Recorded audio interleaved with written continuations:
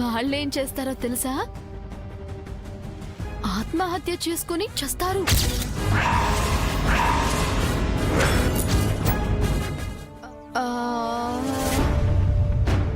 పోనీ మా నాన్నతో చెప్పుకుంటావా? చెప్పుకో. శభాష్ ఒలివెలు అని నన్ను ఇంకా ఎంకరేజ్ చేస్తారు.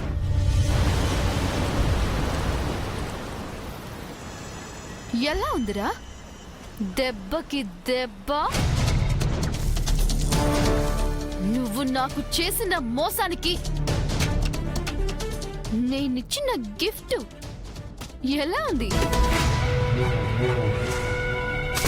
మోసానికి మోసం లెవెల్ అయింది కదూ?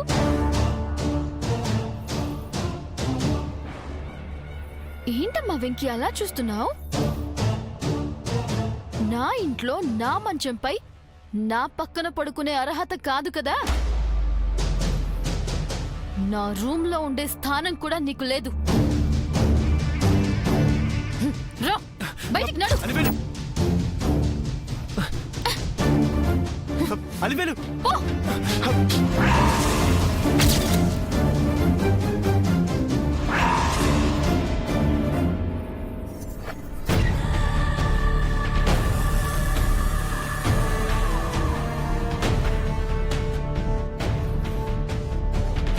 ఇక నుంచి నువ్వు ఉండే చోటు అదే.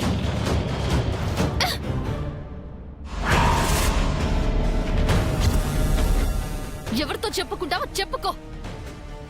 ఎవరైనా చూసి అడిగితే ఏం చెప్పుకుంటావో చెప్పుకో.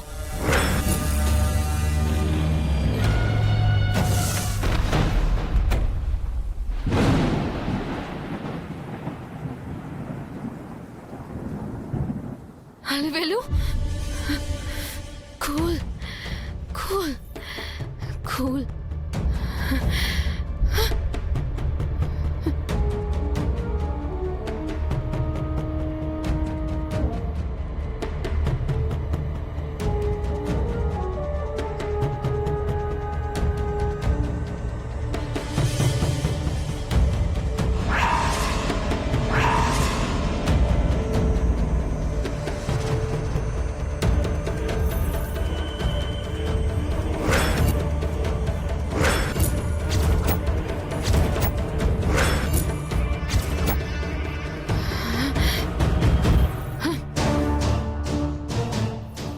గురించి ఆలోచించకూడదు.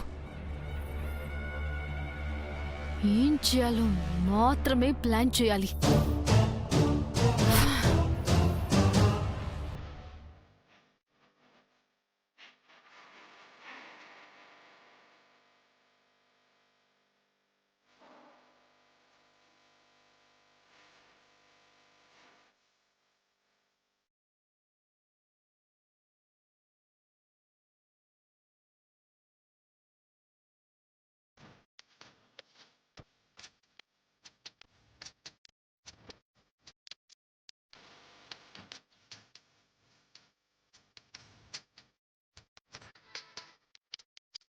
నేను మారలేదు.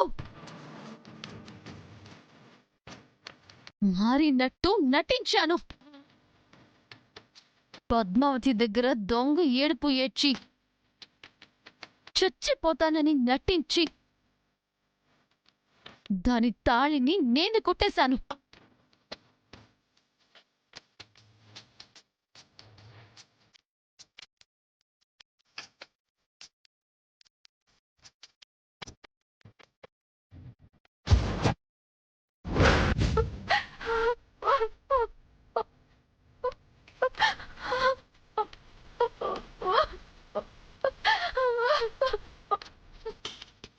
నన్ను క్షమించు బావా.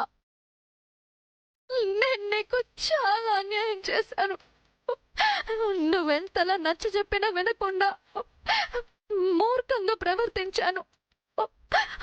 అలివేలు ప్రేమ నిజమని నమ్మి నీ ప్రేమని దూరం చేసుకున్నాను. ఎంత పని చేశాను దేవుడా.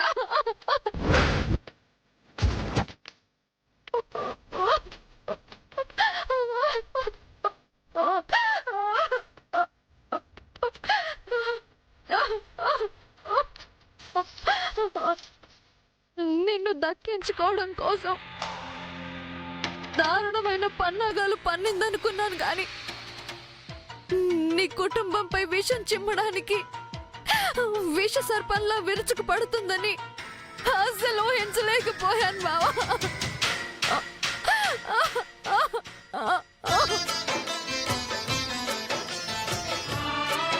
ఇలాంటి సమయంలో పాము పడగలో మీ అందరినీ వదిలి నేను దూరంగా వెళ్ళిపోలేను. ఇక్కడే ఉండి మీ అందరినీ కాపాడుకుంటాను.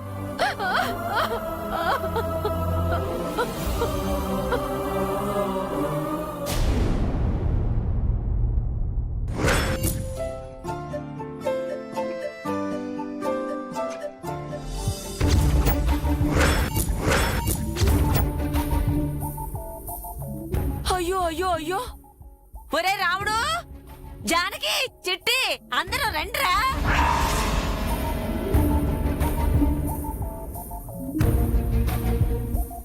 ఏంటి అరుపులు? అటు చూడండి.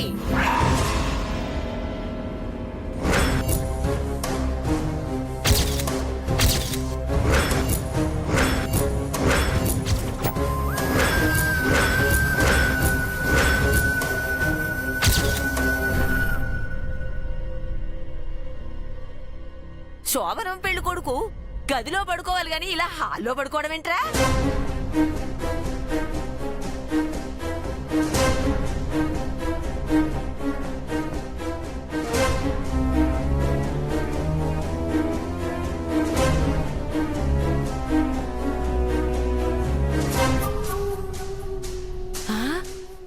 ఇదేంటి, శోభనం పెట్టుకుని పెళ్లి కొడుకు ఇలా బయట పడుకున్నాడేంటి? రై చిట్టి, బా అబ్బాయిని లేపరా. తర్వాత చుట్టుకుంది గాని. వెంకే వెంకే వెంకే వెంకే వెంకే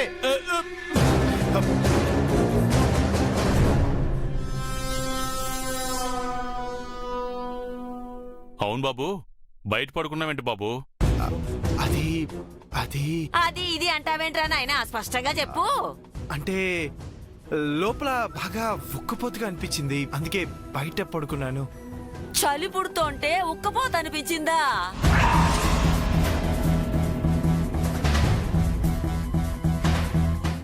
నిన్ను కాదులే, ముందు దాన్ని అడగాలి. ఏమే అలివేలు, వసే అలివేలు,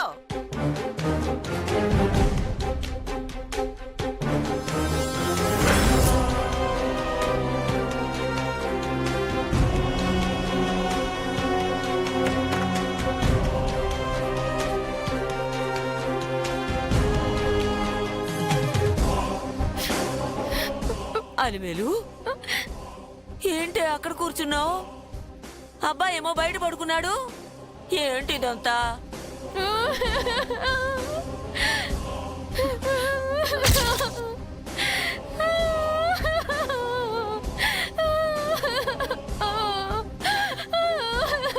ఏంటమ్మా, ఎందుకు ఏడుస్తున్నావు? ఏం జరిగిందో చెప్పు. ఆడపిల్లనని చెప్పుకోవడానికి సిగ్గనిపిస్తోంది.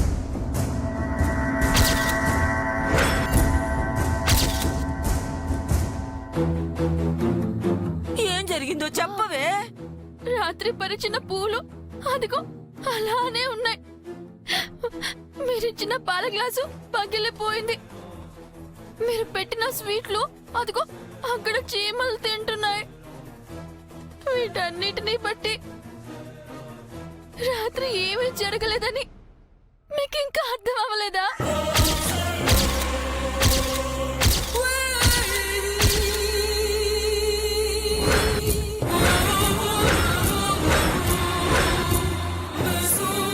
అంటే మొదటి రాత్రి జరగలేదా? అదే కదా నేను చెప్తోంది. నా జీవితం అన్యాయం అయిపోయింది. నేను లోపలికి రాగానే వెంకీ బయటికి వెళ్ళిపోయాడు. ఎప్పుడెప్పుడు వస్తాడా అని తలుపులు తెరిచే ఉన్నాను. ఎదురు చూస్తూనే ఉన్నాను. చివరికి ఇలా రాత్రంతా కూర్చొని ఏడవడమే నాకు మిగిలింది.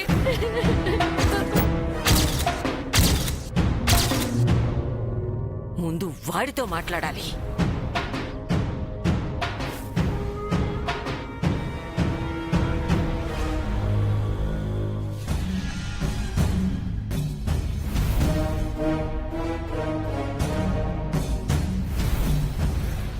ఒరే మనవడా, నువ్వు చేసిందేం బాగాలేదురా అబ్బాయి.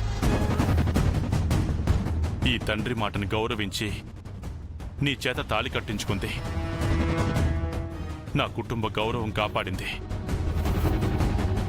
అలాంటి నా కూతుర్ని నువ్వెలా బాధ పెట్టడం ఏం బాలేదు బాబు.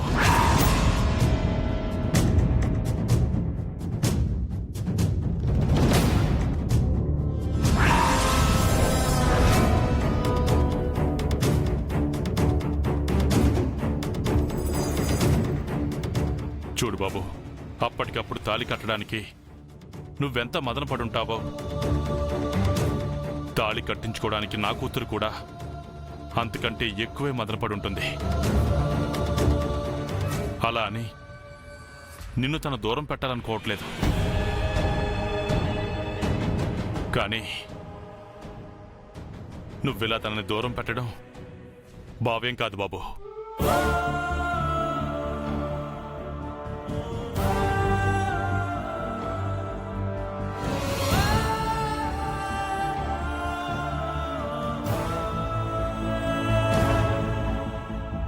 గతంలో నా చెల్లెలి రూపంలో బాధపడ్డాను బాబు. మీ పెళ్లి సమయంలో నా కూతురు రూపంలో కూడా బాధపడ్డాను.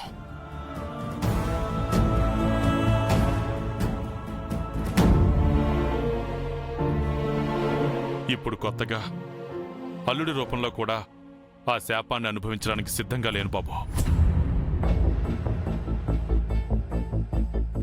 నువ్వు నన్ను అర్థం చేసుకుంటావనే ఇదంతా చెప్తున్నాను.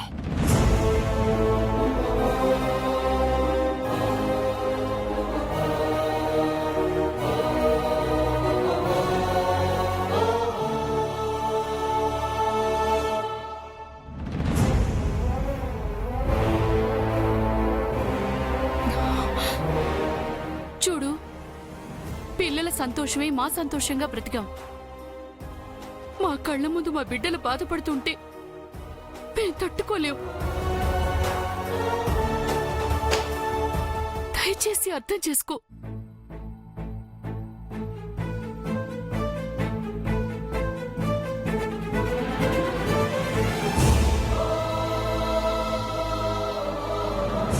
ఏంట్రా మనవడా నువ్వు చేసిన పని? నీ వల్ల అందరూ సంతోషంగా ఉండాలనుకున్నావు. ఇప్పుడు నువ్వు చేసిన పని వల్ల ఇంతమంది బాధపడాల్సి వస్తోంది. దయచేసి ఎవ్వరినీ బాధ పెట్టుకురా. పెద్దదానిగా నేను కోరుకునేది అదే.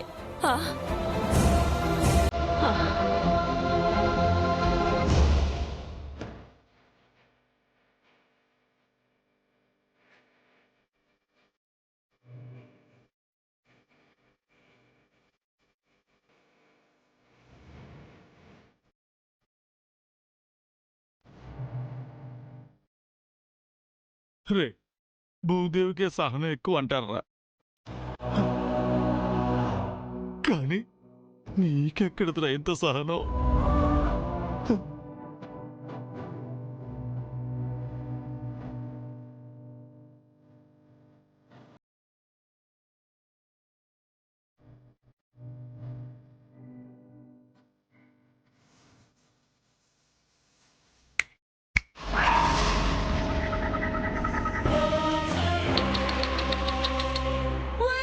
అయ్యో పాపం. ఏంటి బావా, అందరూ నిన్ను నానా మాటలు అని బాధ పెడుతున్నారా? పాపం. రాత్రి కొట్టిన దెబ్బ నుంచి తేరుకోక ముందే మరో దెబ్బ కొట్టాను. ఎలా ఉంది బావా అలివేలు దెబ్బ? మనసుకి బాగా నొప్పిగా ఉందా? ఉండకుండా ఎలా ఉంటుందిలే. నువ్వు చేసిన మోసానికి ఇలాంటివి రోజుకొకటి జరుగుతూ ఉంటాయి. చూస్తూ ఉండు. నిజం బయటికి చెప్పుకోలేవు, లోపల భరించను లేవు. హ, భలే ఇరికించాను కదా బావా. హ, అబ్బా కోపమే. నా మంచి బావ.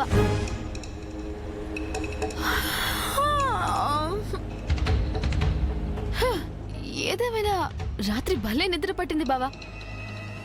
కాఫీ తెస్తానుండే. నీకు కాదు, నాకు. ఇక్కడే ఉండు.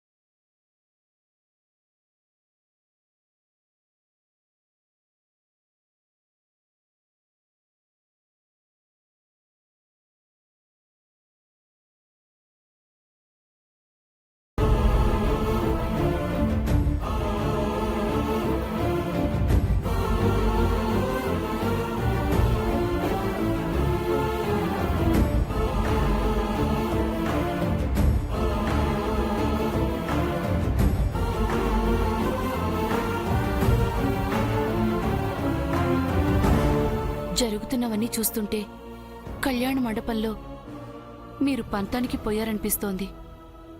అప్పుడు నేను పంతానికి పోకపోయి ఉంటే పౌరుషం చచ్చినవాడిని అయ్యుండేవాణ్ణి. కానీ ఇప్పుడు అలివేలు జీవితం అన్యాయం అయిపోయే పరిస్థితి వచ్చింది కదండి. అన్యాయం కాకుండా ఉండాలంటే వెంటనే పద్మావతి పెళ్లి జరిపించేయాలి. వీలైనంత తొందరగా చేసి పంపించేయాలి. అలివేలు సమస్యకి పద్మావతి పెళ్లి చేయడం పరిష్కారం ఎలా అవుతుందండి? వెంకీ మనసు నుంచి పద్మావతి పోవాలంటే పెళ్లి చేసి పంపించేయాలి. పద్మావతి ఒప్పుకుంటుందా? మెడలు వంచైనా కాళ్ళు చేతులు కట్టైనా జరిపిస్తాను. అప్పటికి మొండి చేసిందంటే నా చేతులతో నేనే చంపేస్తాను.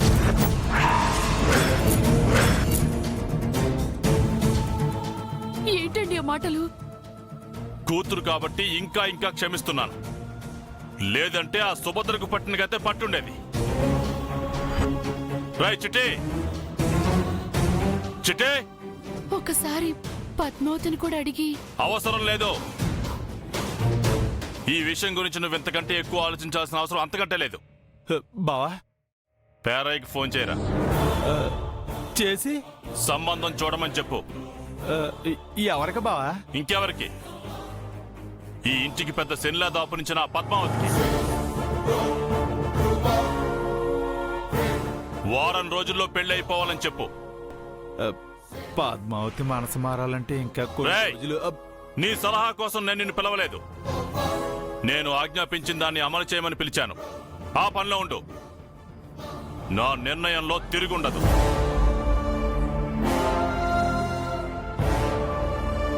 అక్క నువ్వైనా చెప్పొచ్చు కదే.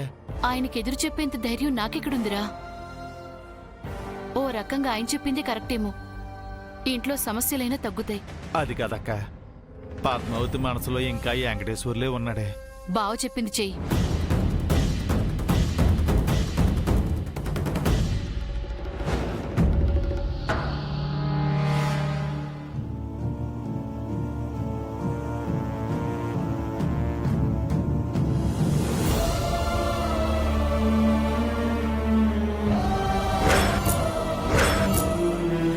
ఏం జరుగుతుందో తెలుసుకునే లోపే జరగాల్సినవి జరిగిపోతున్నాయి. బావ పద్మావతికి వెంటనే పెళ్లి చేయాలనుకుంటున్నాడు. పద్మావతి పెళ్లి చేసుకుని వెళ్ళే లోపైనా నువ్వు అలివేలుతో సంతోషంగా ఉంటే పద్మావతి చేసిన త్యాగానికి అర్థం ఉంటదిరా. పద్మావతి ఆనందంగా ఉంటదిరా.